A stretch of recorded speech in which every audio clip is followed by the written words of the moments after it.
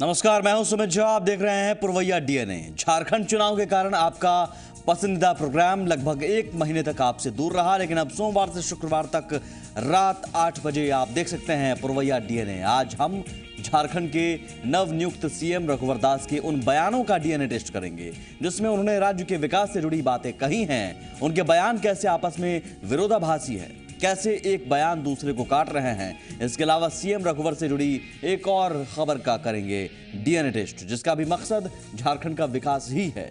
साथ ही बिहार के मंत्रियों की संपत्ति और आम आदमी की संपत्ति में बढ़ोतरी का आकलन करेंगे और साथ ही आपको बताएंगे कैसे इस साल को आप खुशगवार बनाएंगे।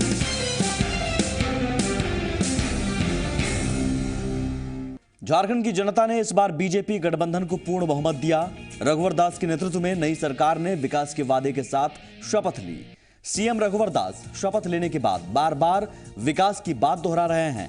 जमशेदपुर में उन्होंने कई ज्वलंत और विवादित मुद्दों पर बेबाकी से अपनी राय रखी, जिसमें सीएनटी एसपीटी एक्ट का मुद्दा भी है। सीएनटी एसपीटी पर सीएम ने क्या कहा, आइए जरा सुनते हैं।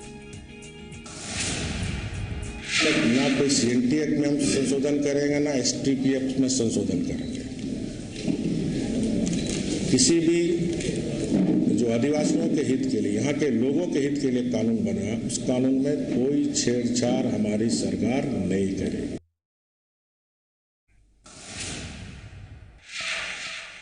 अब जब सीएम कह रहे हैं कि सीएनटी एसपीटी एक्ट में छेड़छाड़ नहीं करेंगे, तो सवाल उठता है कि राज्य में औद्योगिक विकास कैसे होगा, कहां से वो जमीन लाएंगे। इस सवाल का जवाब भी सीएम रघुवर के पास है। हम एक लैंड बैंक, भूमि विकास बैंक बनाएंगे ताकि इंडस्ट्री हो, चाहे सरकार की अन्य कोई योजनाएं हो जन कल्याण के लिए, हम उसका उपयोग कर सकें। अब सीएनटी और एसपीटी एक्ट में छेड़छाड़ से इनकार के बाद सीएम ने कहा कि आने वाले दिनों में बम्पर वैकेंसी आने वाली है। शिक्षक की बहाली 1 महीने के अंदर आप देखेंगे समाचार पत्र में विज्ञापन के द्वारा सभी, चाहे प्राथमिक शिक्षा हो, उच्चतर शिक्षा हो, मिडिल शिक्षा हो, सारे शिक्षकों की बहाली। आने वाले समय में 17,000 पुलिस की बहाली भी 1-2 महीने के अंदर आप देखेंगे। ये सब पर मैं एक्सरसाइज कर लिया हूँ, सब पर काम हो रहा। अचानक आप पेपर में विज्ञापन देखेंगे। और राज्य के विकास का रोड मैप बताते हुए सीएम ने एक बार फिर दोहराया कि भ्रष्टाचार मुक्त झारखंड बनाना उनकी सरकार की पहली प्राथमिकता है। भ्रष्टाचार मुक्त झारखंड ये सरकार की पहली प्राथमिकता। और कहीं से भी मैं आपसे भी निवेदन करूंगा, आलोचना नहीं, आलोचना से मैं नहीं घबराता, आरोप लगाइए तथ्य के आधार पर, 24 आवर्स के अंदर एक्शन होगा, लेकिन उस तथ्य में आधार होनी चाहिए। अपनी सरकार की तमाम प्राथमिकताओं को गिनाते हुए सीएम रघुवर दास ने बताया कि उनकी कैबिनेट की दूसरी बैठक संथाल में और तीसरी बैठक कोल्हान में होगी। और इसीलिए हमने नेक्स्ट कैबिनेट संथाल परगना में रखा। हमें संथाल परगना सुधारना। फिर 3rd कैबिनेट मेरा चाईबासा होगा। हम घूम घूम के कैबिनेट करके वहां की समस्याओं को, सरकार उसके दरवाजे तक जाएगी। रघुवर दास की सरकार एक एक दरवाजे तक जाएगी। सीएम रघुवर दास के बयानों से साफ है कि वो विकास को लेकर गंभीर हैं, लेकिन जमशेदपुर में इसकी जो तस्वीर उन्होंने पेश की उससे थोड़ा संदेह होता है और उसका वाजिब कारण भी है, क्योंकि एक तरफ वो कहते हैं कि सीएनटी एसपीटी एक्ट में कोई बदलाव नहीं किया जाएगा, लेकिन सवाल ये उठता है कि अगर एक्ट में बदलाव नहीं होगा तो नए उद्योग धंधे कहां लगेंगे। आजादी के 68 साल बाद संथाल परगना क्षेत्र में एसपीटी एक्ट के कारण कोई नया उद्योग नहीं शुरू हो पाया। आजादी के बाद से सैकड़ों योजनाओं का उद्घाटन पंडित नेहरू से लेकर मनमोहन सिंह तक ने किया। सैकड़ों योजनाओं का शिलान्यास देश के पहले राष्ट्रपति राजेंद्र प्रसाद से लेकर मौजूदा राष्ट्रपति प्रणब मुखर्जी तक ने किया, लेकिन कोई योजना पूरी नहीं हुई। इसके पीछे की वजह ये विवादित एक्ट है। मतलब साफ है, जब तक इस दिशा में सरकार कोई ठोस पहल नहीं करेगी तब तक क्षेत्र का विकास संभव नहीं है। आगे बढ़ते हैं हम। झारखंड के मुख्यमंत्री रघुवर दास ने आर्थिक विकास, पूंजी निवेश और रोजगार सृजन के लिए राज्य विकास परिषद यानी स्टेट डेवलपमेंट काउंसिल के गठन का निर्देश दिया है। उन्होंने कहा कि राज्य के संपूर्ण विकास के लिए परिषद उपलब्ध संसाधनों के बेहतर उपयोग और श्रम संसाधनों के सही नियोजन को ध्यान में रखकर योजनाएं बनाएगी। परिषद योजनाओं के लागू करवाने की मॉनिटरिंग भी करेगी। इस परिषद में झारखंड के सभी 14 सांसद, विधायक, वरीय प्रशासनिक अधिकारी, संबंधित क्षेत्रों के विशेषज्ञ, स्टेक होल्डर और समावेशी विकास के विशेषज्ञ सदस्य होंगे। परिषद से में कौन कौन सदस्य होंगे ये हम आपको बता रहे हैं। इसका काम राज्य के आर्थिक सामाजिक विकास के पहलुओं से जुड़े मुद्दों पर सुझाव देना, आर्थिक क्षेत्र में अधिक से अधिक पूंजी निवेश का प्रयास करना और रोजगार के अवसर सृजित करने की संभावनाओं की तलाश करना है। अब सवाल उठता है, क्या परिषद के गठन से राज्य का विकास होगा? क्योंकि इसके पहले भी झारखंड में कई कमेटियां गठित हो चुकी हैं, लेकिन अब तक सार्थक परिणाम सामने नहीं आए। आइए एक नजर डालते हैं उन कमेटियों पर। अर्जुन मुंडा की पहली सरकार में स्टेट प्लानिंग बोर्ड का गठन किया। बीजेपी नेता और विधायक सरीराज उसके वाइस प्रेसिडेंट थे। अर्जुन मुंडा जब तीसरी बार सीएम बने तो देबाशीष गुप्ता कमेटी बनाई गई, जिससे 9 सदस्य जिसमें बनाए गए थे। देबाशीष गुप्ता उस समय डेवलपमेंट कमिश्नर भी थे। अर्जुन मुंडा के ही शासनकाल में विवेक देव रॉय कमेटी बनाई गई थी, जिसमें 3 सदस्य थे। अर्जुन मुंडा ने अपनी पिछली सरकार में झारखंड के विकास का रोड मैप बनाने के लिए रांची के बड़े होटल में 8 दिन तक एक बैठक की थी। राज्य और राज्य के बाहर के कई जानकार लोग बैठक में शामिल हुए, लेकिन एक रिपोर्ट तक नहीं बन पाई। झारखंड में ट्राइबल एडवाइजरी काउंसिल यानी कि टीएसी का भी हर सरकार गठन करती है। इसका गठन संवैधानिक रूप से होता है, लेकिन 5वीं अनुसूची के तहत बनने वाली यह काउंसिल भी फलीभूत नहीं हो पाती। अब पिछले सरकारों की ओर से गठित कमेटियों का कोई सार्थक परिणाम सामने नहीं आया है। झारखंड की राजनीति के जानकार भी कहते हैं कि राज्य के विकास के नाम पर कई कमेटियां और बोर्ड बने, महंगे होटल में बैठकें हुई, लेकिन परिणाम ढाक के 3 पात निकले। सिर्फ कमीशन बनाना, आयोग बनाना या बोर्ड बनाना महत्वपूर्ण नहीं है। महत्वपूर्ण यह है कि अगर दिशा साफ होगी तो फिर उसके अनुकूल आप उसमें लोगों का चयन करेंगे और उसके हिसाब से ठोस मैप बनाकर चीज़ों को आगे ले जा सकते हैं। एक छोटा सा ब्रेक लेंगे। यहां पर ब्रेक के उस पार बात बिहार के मंत्रियों की होगी, जिनकी संपत्ति मुख्यमंत्री से भी ज्यादा है।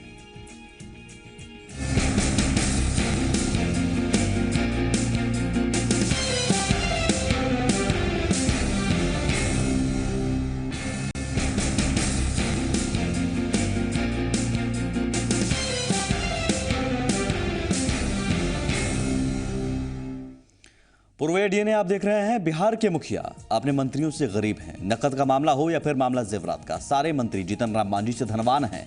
दरअसल नए साल पर बिहार सरकार के मुख्यमंत्री और तमाम मंत्रियों ने जो अपनी संपत्ति का खुलासा किया है, उस खुलासे में कई चौंकाने वाले तथ्य सामने आए हैं। एक नजर डालते हैं मुख्यमंत्री और मंत्रियों के संपत्ति के ब्यौरे पर। आपके टीवी स्क्रीन पर यह ब्यौरा। सबसे पहले बात सीएम जीतन राम मांझी की। इनके पास नकद 22,000 रुपए है, पत्नी के पास नकद 17,000 रुपए, बैंक में 2,75,000 रुपए, पत्नी के नाम 1,77,000 रुपए के जेवरात, पैतृक गांव महकार में 5 एकड़ जमीन है। ये सूबे के सीएम की संपत्ति है।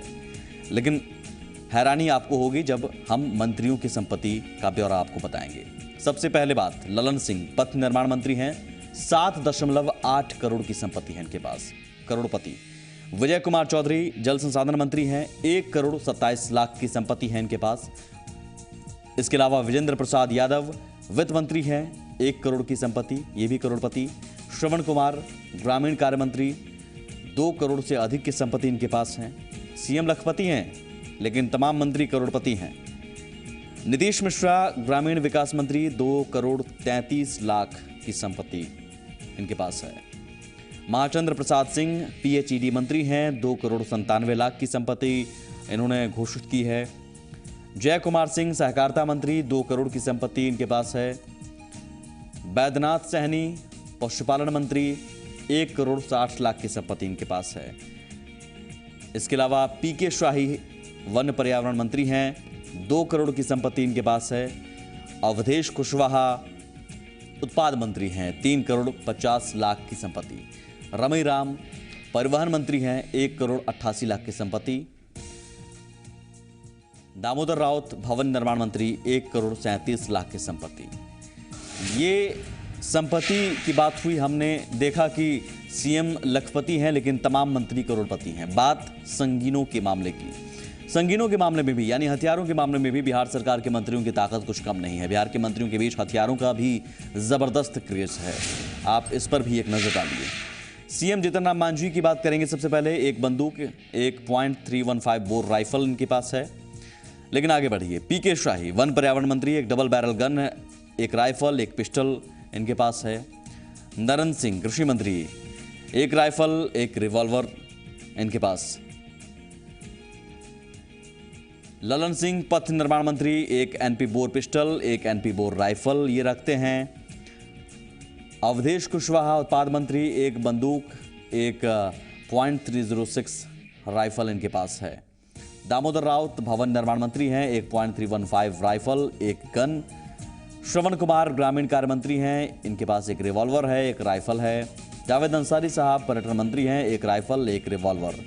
सम्राट चौधरी नगर विकास मंत्री, एक राइफल।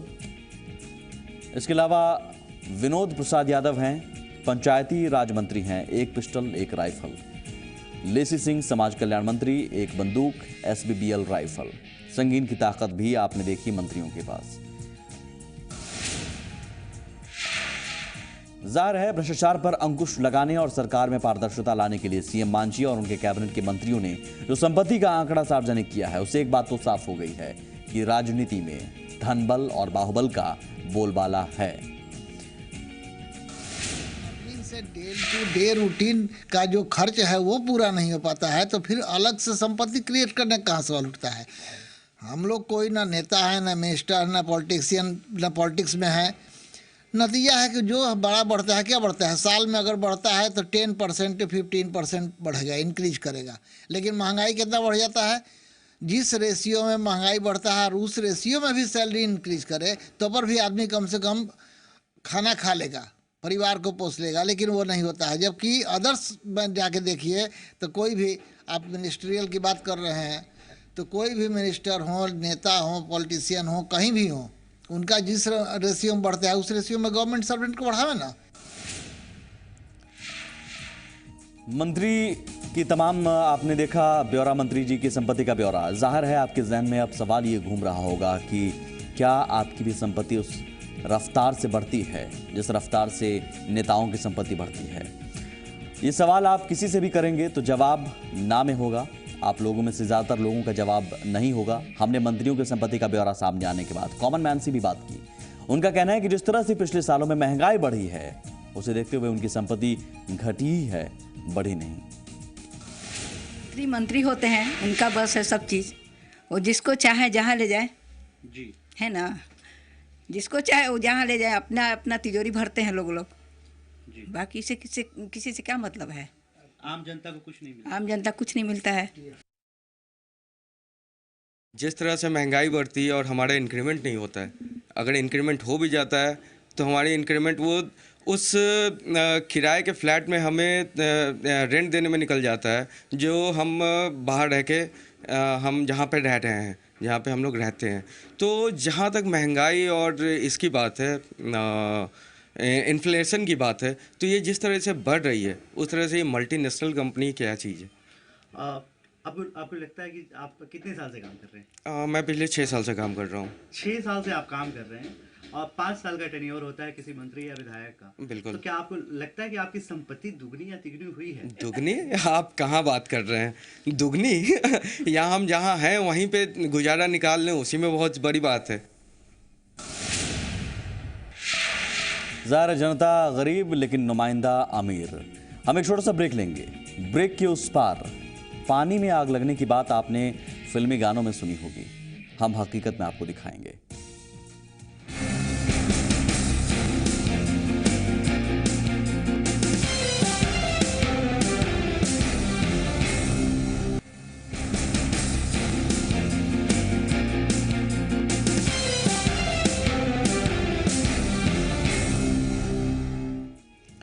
क्या आपने पानी में आग लगते देखा है? नहीं देखा है तो हमारी ये खबर आपको जरूर देखनी चाहिए। खबर बोकारो से है, जहां रोहनिया टांड गांव के एक तालाब से लगातार आग की लपटें निकल रही हैं। बताया जा रहा है कि मीथेन गैस का रिसाव हो रहा है, जिसके कारण लगातार आग निकल रही है।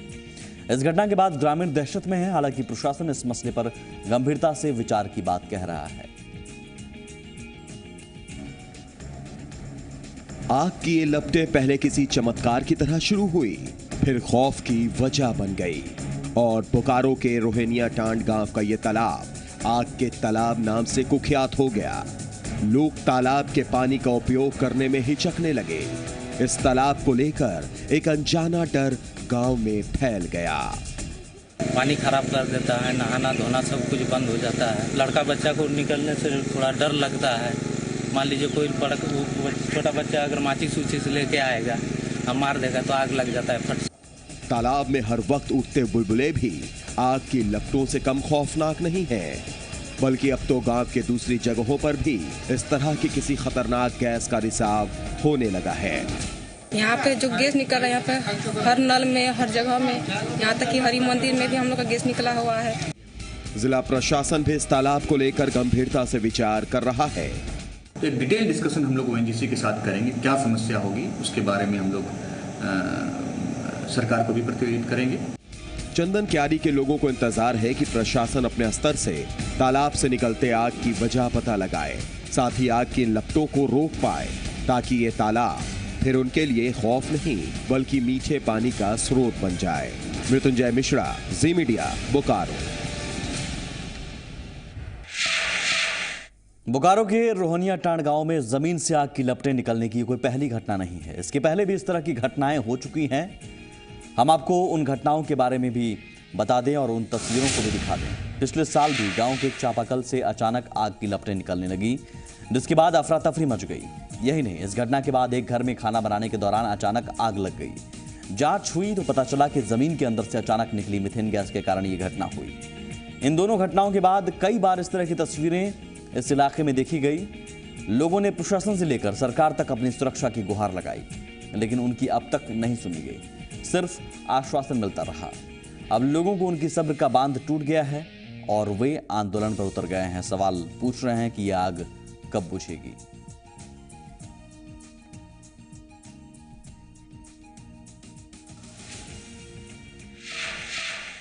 साल 2002 में वाजपेयी सरकार ने इंडियन ऑयल और ओएनजीसी को मीथेन गैस उत्पादन का ठेका दिया था।